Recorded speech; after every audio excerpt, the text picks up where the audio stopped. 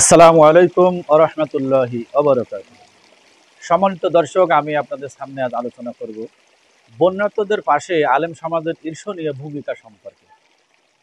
এবছর ২০২৪ সালের আগস্টে ভারতের বাঁধ খুলে দেওয়ার পানিতে সৃষ্ট ইতিহাসের একটি ভয়াবহ বন্যায় বাংলাদেশের ১৩টি জেলার প্রায় ৫০ লাখ মানুষ পানিবন্দী হয়ে যান ও মালের ব্যাপক ক্ষয়ক্ষতির সম্মুখীন হয়েছে। এই দুর্যোগে দেশের সর্বস্তরের মানুষ ও সেবামূলক সংগঠনগুলো এগিয়ে এসেছে। তবে জাতির রাহবার উলামায়ে কেরামের ঈর্ষণীয় ভূমিকার কথা স্মরণ রাখবে নতুন এই বাংলাদেশ। দেশের প্রায় সব মাদ্রাসা প্রতিষ্ঠানগুলো একনিষ্ঠতার সাথে নীরবে সরবে বন্যার্তদের জন্য সেবা ও ভালোবাসা নিয়ে পাশে দাঁড়ানোর বর্ণনা অনেক দীর্ঘ। শায়েখ আহমদুল্লাহ সাহেবের আসুন্না ফাউন্ডেশন এর খেদমত দেশ বিদেশ এমনকি সারা বিশ্বের জনদরদি মানুষের আস্থার প্রতীক। এছাড়াও সারা দেশে আলেম ওলামাদের পরিচালনায় ছোট বড় অনেক সেবামূলক সংগঠন রয়েছে, যারা দীর্ঘমেয়াদী কাজ পরিচালনা করে যাচ্ছেন। এরই ধারাবাহিকতায় গত ২২ আগস্ট ২০২৪ ইংরেজি বৃহস্পতিবার ঝিনাইদহ জেলা ইমাম পরিষদ বাদ এশা ঝিনাইদহ পুরাতন ডিসি কোর্ট জামে মসজিদে পরিষদের সদস্যদের নিয়ে একটি বৈঠকের মাধ্যমে বন্যার্তদের সহায়তা প্রদান ও ত্রাণ সামগ্রী সংগ্রহের কর্মসূচি হাতে নেই।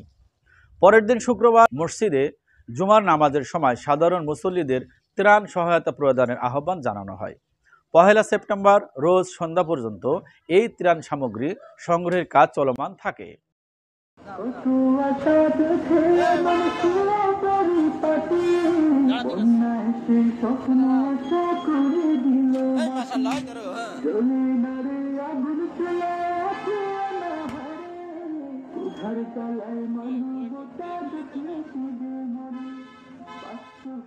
সর্বস্তরের মানুষের সার্বিক সহযোগিতায় ১,০০০-এর অধিক পরিবারে চাল, ডাল, তেল, চিনি, চিড়া, খাবার পানি, আলু, লবণ, পেঁয়াজ, রসুন, শুকনা মরিচ, মোমবাতি সহ প্রয়োজনীয় ওষুধ, পোশাক ও শিশু খাদ্য নিয়ে রোববার রাত ৯টার পর ত্রাণবাহী ট্রাক বন্যার্তদের উদ্দেশ্যে ঝিনাইদহ ছেড়ে যায়।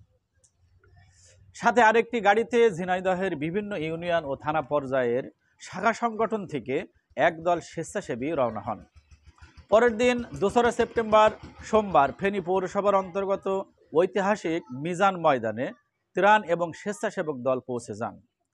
স্বেচ্ছাসেবক দলটি ৬টি ছোট ছোট দলে বিভক্ত হয়ে ফেনী সদর, পরশুরাম, ফুলগাজী, সোনাগাজী, ছাগলনাইয়া, দাগনভূঞা, নোয়াখালীর সেনবাগ ইত্যাদি এলাকাসহ প্রত্যন্ত অঞ্চলে পৌঁছে যান।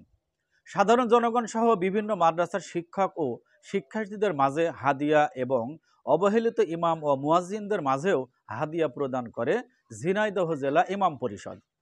ফেনীর ঐতিহ্যবাহী আলিয়া কামিল মাদ্রাসার কর্তব্যরত শিক্ষকবৃন্দ ও হেফাজতে ইসলাম ও তাবলিগ জামাতের সদস্যগণ যাতায়াত ও ত্রাণ বিতরণের কাজে অত্যন্ত আন্তরিকতার সাথে সহযোগিতা করেন এবং তাদের মাধ্যমে আমরা সবকিছু সুন্দরভাবে আঞ্জাম দিতে পারি।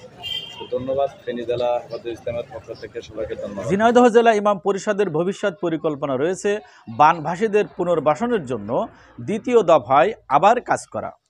ঝিনাইদহ জেলার সর্বস্তরে জনগণের প্রতি ত্রাণ সহযোগিতা করার জন্য কৃতজ্ঞতা প্রকাশ করেছেন ঝিনাইদহ জেলা ইমাম পরিষদের সম্মানিত সভাপতি হাফেজ মাওলানা আশরাফুল আলম এবং আগামীতে বানভাসীদের পুনর্বাসনের জন্য দ্বিতীয় দফায় আর্থিক সহযোগিতা করার জন্য ঝিনাইদহবাসীর প্রতি আহ্বান জানিয়েছেন। সকলকে অনেক অনেক ধন্যবাদ।